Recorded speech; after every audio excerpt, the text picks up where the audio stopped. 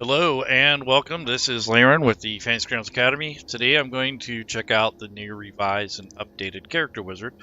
This was put out on the 23rd of February 2023, just for prosperity's sake and for the future. Zacchaeus also did a video on this earlier, I believe a couple weeks ago, so if you'd like to check out his version of that, and I'll link that in the actual description after the show. This will be archived on YouTube, so if you need to go and watch something again, welcome to. I'm going to try to stay on subject, but I want to start kind of from the beginning just in case you're new to Fantasy Grounds. So this is assuming that you have content and that you have access to the actual character wizard. This is the D&D 5e rule set, so this may be a little different or change from rule set to rule set. So if you play Pathfinder, Starfinder, or one of the other rule sets, this will be a little different.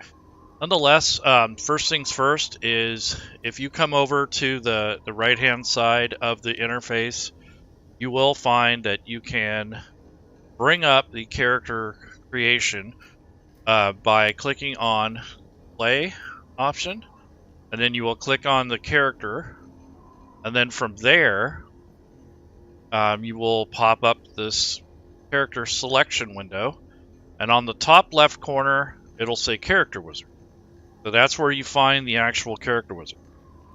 Now when you are starting off at Fantasy Grounds, if you are just a player and you don't have access to the books, it's kind of hard to do this. So if you're connected to a host that owns the content, you'll be able to do this, or if you have your own license and you're able to get your own content, this will be helpful for you. Or if you're a GM and you're trying to set up your table and you want to make some pre-gens, so these sort of things will be helpful. There are lots of other videos out there right now that are related to character creation. I'll have some, probably have some recommendations. There's a couple different YouTubers out there that I really like, and also we have a ton of them for the college. I haven't done one in quite a while, so I was kind of waiting for this wizard to be updated so I don't have to repeat it, do it more than once. So the next thing is, once you have the character selection window up, you got to make sure that you have access in the content before you start the wizard. Because what will happen is if you get halfway through character creation and you forget to load one of the books, it might not pull that stuff into the character wizard. So I'm going to go over here to the library and then to drop down for modules. And as you can see, I already have a couple modules open, but these are third party. These are the Rob 2e coding effects modules. So I have those loaded, but I don't have any actual content for the D&D 5e rule set. So what we want to do is click on activation, and if you have access to these or you own these, you can search for them on the bottom, or you can go through this list and scroll through. So I'm just going to load a few books. I don't want to spend a lot of time with a whole bunch of options, but I am going to make a kind of a character that is a lot more, a little bit more advanced than just your standard fighter. So I want to grab this Player's Handbook. That's one of the books I'd recommend. If you don't get anything else, at least get that. That's probably your main book right there. You don't need the Dungeon Master's Guide or the Monster Manual unless you plan on running some adventures. It's helpful to have other books that are related to character creation, such as Tasha's or one of the others, but this is a kind of just a real basic thing here. So I'm going to load the Sword Coast Adventures Guide. Now this is unnecessary if you're not going to play in that setting, but it does offer more backgrounds and such. And I'm going to load the player's version of it because I don't need the actual setting. I just need the player creation content. And you'll notice that a lot of the books are split up into GM and player mode, if you're the host, that is. And then I'm going to go with, I think I want to do Monsters of the Multiverse. That is a fairly recent ad, and it also has a lot of the races already in there. So I'm going to go ahead and load that one, because that seems to have a lot of content in there. And then I might do Xanathar's, because I believe that is also something that might use. And then if there's anything else beyond that, like Tasha's or anything like that, if you have access to it, you can load it. But I try to limit how much I'm going to be loading just to start with, because it can overload your players. So when you are creating characters and you have people and you're inviting them to your table, it's actually better to do it in a couple sessions instead of everyone at once, because they're all kind of grabbing the same resources and kind of slow things down, at least initially. So I'm going to go ahead and just load those few books. I think that's good enough. And when you look here, you can see that the content is loaded. So that's the first step that you would do for anything in Fantasy Grounds. So you got to load the content. And if you're not the host and you're actually connected to someone else's table, you have to go in and activate those books as the GM, and then as the player, you got to go in and activate the books too, so you can work out of them. But once that's done, we can go ahead and close that. And now we've gone to the character wizard, so you get there by clicking on character, and then you click on this character wizard up here on the top left. So here is the new revised character wizard. As you can see, if you've used it before, it has been slimmed down quite a bit. It is a lot more robust, and it actually has a nice set of tabs that are visible up here. You don't have a bunch of stuff to look at. The preview window is gone, if you notice that, which is okay. I'm fine with that. So what I'm going to do is go ahead and start building a character, a non-human, of course, or maybe a human variant. So that might be something I would do. So let's actually grab a human variant or half-elf. Let's do a half-elf. So this comes out of the player's handbook. So I will click on this plus button. And then you are faced with these changes that you can make and select. So here you can also change the race if you decide that you don't want it. But here's the ability score increase. So if I click this little plus button, I can choose which ones to increase. So it says charisma for +2. So it says you can increase your charisma score by 2 or 2 other abilities of your choice. So I'm going to do that. So I will put, let's see, I'll put 1 in dexterity. I think that's important. And I will put 1 in, let's say, intelligence, because I want an actual wizard type. What's the difference between the green plus sign and the red? I don't know yet. I'm still trying to figure that out. So I think it's like plus or minus or something like that. I'm not sure. But in this case, these are exclamation marks, so these are probably places where you're going to have to select things. I think that the green and the blue, red doesn't have a lot of significance other than maybe differentiation between screens. I'm not sure yet. But they're red on this page. This is the race thing where I'm picking all the stuff for races. Okay, cool. What was it? Let's see, languages. We're going to go with, see, they have Elvish and Common. We're going to go ahead and pick one other language. So I want to pick something Sylvan. There we go. And then for size, half-elves are about the same size as humans. Skill versatility. Okay, so you gain proficiency in 2 skills of your choice. So I'm going to definitely want to do the, let's see. I wanted to have something that's more acrobatics, and what's the next one? Let's go with stealth. So there's 2 right there that I picked. Oh, okay, that's to add the race. The other plus minus opens up. Okay, got it. Yep. All right, so that's that. So we have those things ready to go. Looks like I'm good, and you can see this green check mark up here indicates that you've satisfied most of the stuff here. And again, you can change the race if you want. So let's go to class now. So click on class. So here are the different classes. I'm going to pick a wizard. I think that's a fairly complex build. And now that I've picked that, I can pick some proficiencies, and here's the level up here. And then there's a spell tab, which I'll get to shortly. So let's see. I definitely want Arcana and likely history. There we go. And then for spells, if you want to toggle there, you can start picking your cantrips. So you get 3 cantrips according to this up here, and you have 6 known spells altogether. So let's go with some 0 level, which is cantrips. So I want to do, let's see, Yeah, let's do the... Let's see. Chill touch.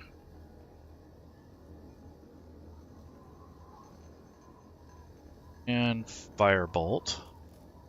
Sure. And I want something more utility-like or something. So let's go with light. Okay, so now I'm going to click on the first level spells, and what we'll do here is we'll decide, which one we want to have. So, and we can get up to 6 of these. So I'll probably just get a few here. So here's color spray. I like that. And let's see, detect magic. There's another one that actually is pretty underutilized in anyway. And Featherfall. I kind of wanted some utility spells, so that's what I'm doing.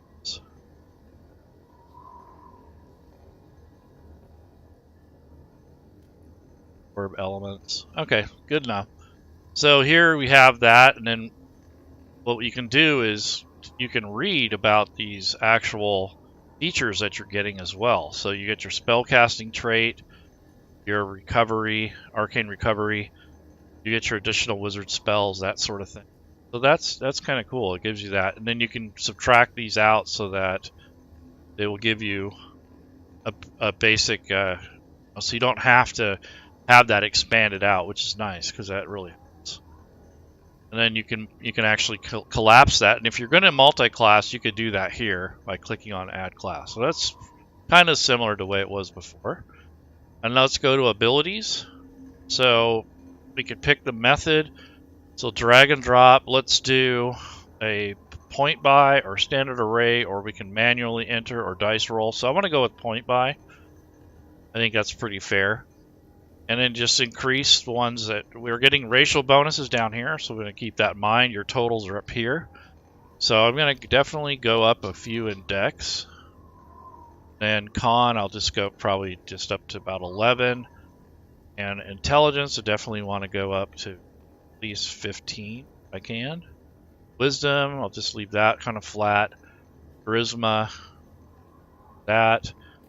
I'm going to go up in dex a little. Maybe 1 in strength. I don't know if that's even necessary. Let's see. Go up in that one.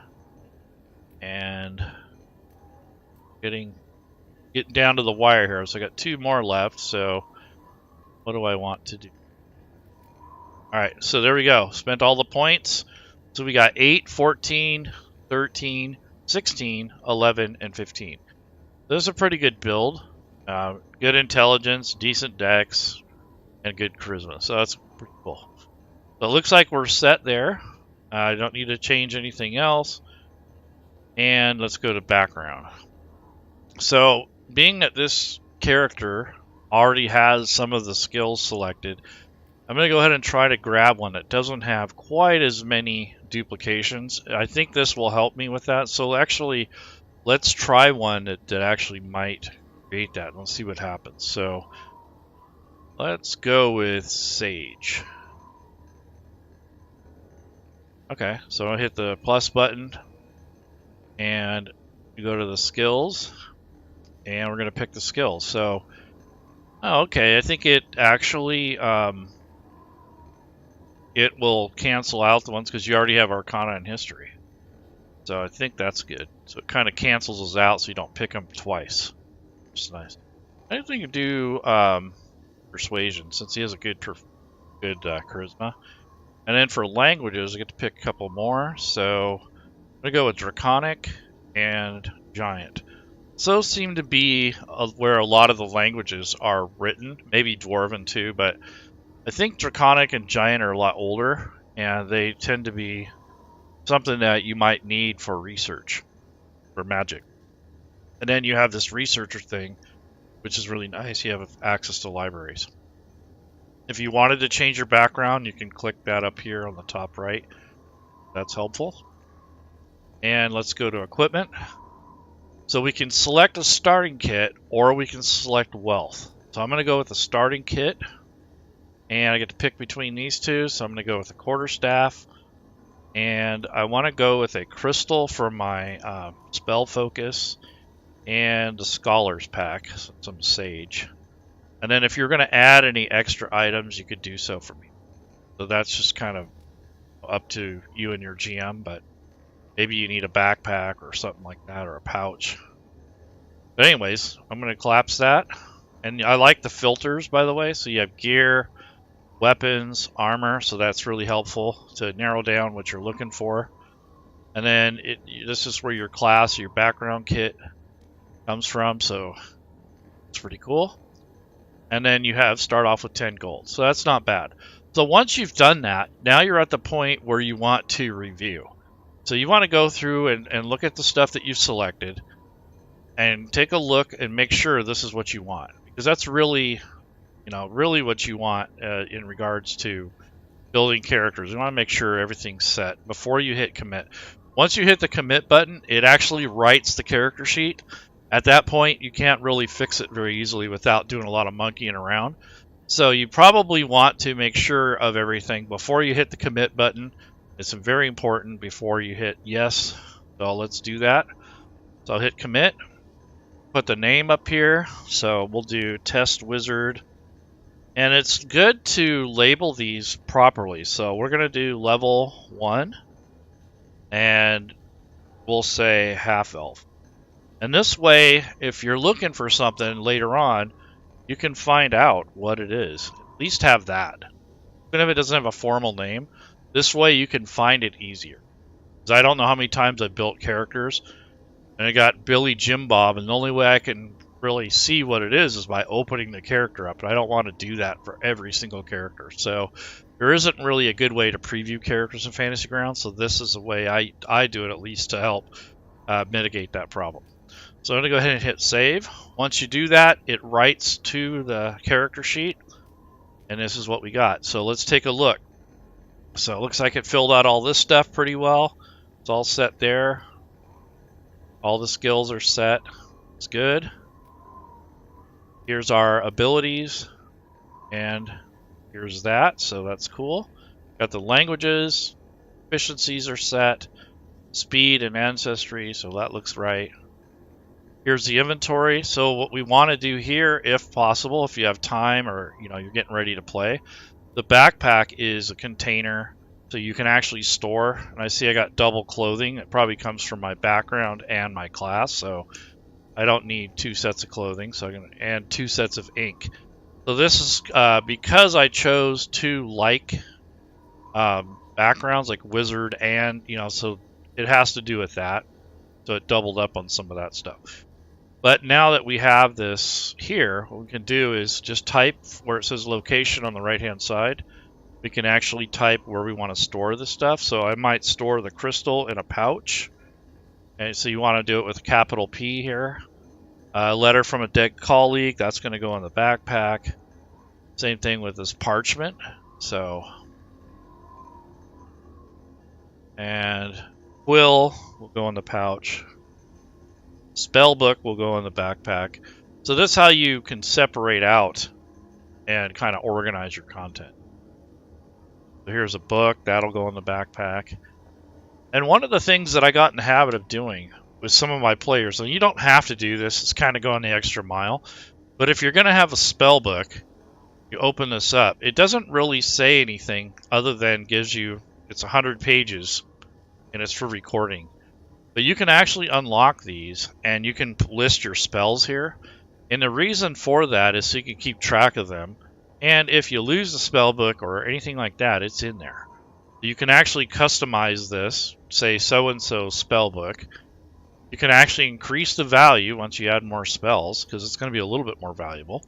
And you can actually add any of the spells that you learn, that you obtain over the months. So that's a good way to keep track of those instead of just putting them in notes.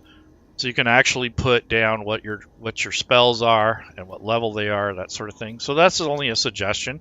And if you really wanted to, you can link them here too. So if you had the spells that you have access to them, you can actually drag and drop those in here, and that will have them in the spell book. Yeah, it's a pretty good idea. I mean, you don't have to do it. It's a little bit of extra work, but for wizards and stuff, I think it's a good thing. So anyways, that's just a suggestion. You don't have to do that. But I kind of like it. And you can actually put a non-ID name, put some notes here. You can each unidentify it. So if someone else takes it, they got to crack it open or figure out what's in it. So that's just kind of a fun thing.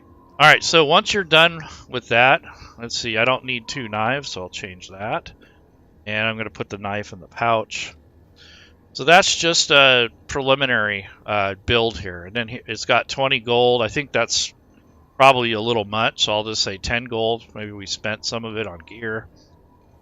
For notes, that's all manual, so you're going to have to do this yourself, which is fine. We don't have to have alignment necessarily. But when it comes to spells, when you have a spell that keys off alignment, it's important to have that at least good or evil in here. Because protection from good and protection from evil do key off of this, so it has to do with this field here. But other than that, the size, the alignment are the only 2 things that are really required. Everything else is kind of over the top, like this. All these personality notes and stuff, these can come from your background. So on your main tab, if you open up the actual background link, and you scroll down, you can start seeing that there's some tables that you can pick from. So this has to do with customizing your character and personalize the role-playing aspect. So this is a little bit of a change from the other, but you are going to have to go in here and detail these, but the main part of the character creation is handled by the wizard. The actual role-play and customization is kind of up to you and your players, your GM, your table, as how you want to do this. So there's tables in here. So the Sage ability, I can roll or pick one, so I want to roll and see what I get. So, a professor. So this guy is a teacher, or this woman, doesn't have to be a guy necessarily. So in the notes section, I might drag this word professor onto the notes, just as something I might want to build on later on when I'm actually role-playing. And then the Sage gives, here's a cool picture of a Sage. And then it just kind of gives you a breakdown. Your researcher is something that you want to talk to your DM about. I don't know how many times I've picked these kind of non-mechanical things and they don't go anywhere. And that has to do with the way your GM runs your game. So the GM might rule that knowledge you seek is secreted away in some of the most inaccessible places and it can't be found. But when you actually are a researcher, you might have advantage on some of these things. So it just depends on play style. But if you have a good GM, they'll read this stuff and they'll incorporate it somewhere, somehow in your story. Because it kind of is pointless to have these features if they're never used. So the next thing is, here's your personality traits. So I'm just going to pick, but you can also roll. So if you roll, here's the first one. It says, there's nothing I like more than a good mystery. So all you have to do is drag and drop the text from the chat window into that area. Or for my second trait, which you can get too, is you can drag and drop from that list over here without rolling. So there's 2 ways that you can pick different tables in the results. So I think knowledge is probably for ideals. And I've decided it's a female, not a male, so I'll change that shortly. So it's my duty to protect my students, so she's very protective. So that's her bond. And her flaw would be easily distracted by the promise of information. Most people scream. Unlocking ancient mystery is worth the price of a civilization. Oh, wow. I overlook solutions in favor of complicated ones. I think that's her. And then you can put her appearance here. I'm going to put female up here. I don't really care about age and height and weight so much. I think those are kind of aesthetics that don't normally come up anyway. And then for log, this is for Adventures League. So if you play Adventures League, this is where you'd record that stuff. And then, of course, your Actions tab, where all of the magic happens. So here are some of the spells. Here are the cantrips. Here is the Elven Fey Ancestry. There's some standard actions on here, and the Wizard Arcane Recovery to track your recovery results. When you want to, in this case it's a wizard, so when you want to actually study or prepare spells, you change the bottom mode here to preparation.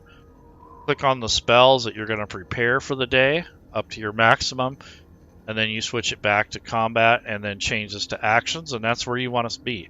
Now, all of these actions, other than the spells, were brought over and put on here by the Rob 2E coding effects package and the Mad Nomad's automatic actions. That's basically why these are on here already.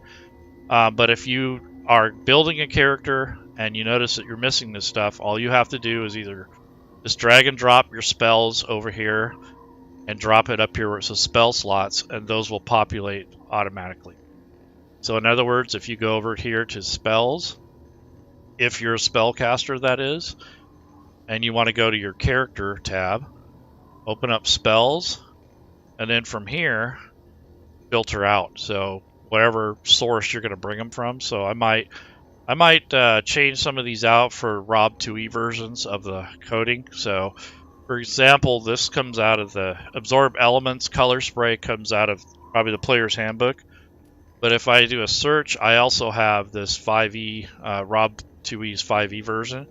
So I might use that one instead, because the reason I'm using it is it says itself 15 feet. It has a little bit more description, and it's a little bit easier to figure out what they do. So I will do the same thing. All I'm doing is swapping out some of these regular spells for the more detailed ones. So Detect Magic is another one. So drag and drop that on there. Then I will delete this other one. I don't need it. And then Featherfall.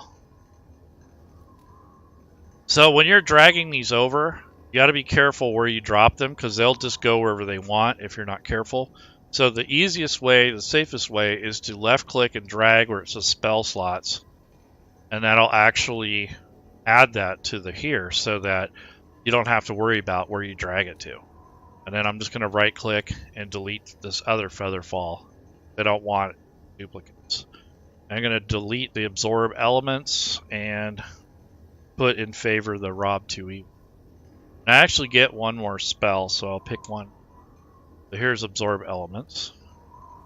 Alright, so that's that. Now I get one more spell at least. So 1, 2, 3, 4. Actually I get two, but I'm just going to pick a couple for right now. Maybe I'll just pick them in second level. I'll leave it open. So let me unfilter this. And I have this set to the 5e coding effects spell. So if you have that module, or if you don't, you just have the player's handbook. That works too. So now I'm going to just search, filter out for level 1. And then I'm going to search for wizard, filter that out. So this is essentially where you can kind of narrow down that list, so it's not going to be too over. Okay, so I want Charm Person, and I get one other spell. Let's see, so that is Intelligent. Yep. And you also want to check that your spell save DCs have updated. Sometimes they don't parse right away. So if you right click and you there's a reparse actions, you can do that. It'll update and refresh those. And let's see, let's go with Magic Missile. Can't go wrong. There we go. So now it's a full spell book. So what I was saying earlier is you can actually take the spell book from your items and drag and drop these into that spell book and maintain it from. So that way, if you erase all this stuff here and you're switching things out or anything like that, you still have your spells listed in your book. Okay, so that's basically the character. I mean, other than a portrait, it's pretty much a done deal. I wouldn't assign a portrait until you're actually ready to play the character. A lot of people want to pick their own anyways, so it's kind of pointless to do that. Oh, here's these old lovely ones. Those are dandies. Those came from a classic. And then if you picked up the ones online, there's some ones that Fantasy Grounds made that are generated from AI program. So if you're into that sort of thing, they have those too. So I'm just going to go through this basic Fantasy Grounds fantasy and pick something. So this is a half-elf female wizard. So here's a nice female druid. Here's a female wizard, cleric, Yeah, I just like that one. There we go. So that's essentially all you have to do with Character Wizard. It does probably 2/3 of the work for you, and then the last third is just customization. So it's not too bad.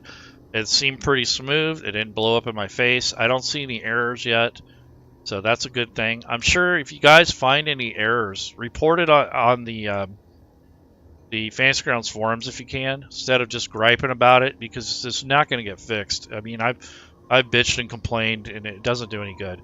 So just report it if you have the time on the actual Fantasy Grounds website. If you go to forums, if you're signed in, go to the House of Healing, start a new thread, and put your complaints in there or your findings. Generally, they want your log. So if that's the case, if you need to collect a log in the chat window, you do // which will start the command process, and type in console, hit enter.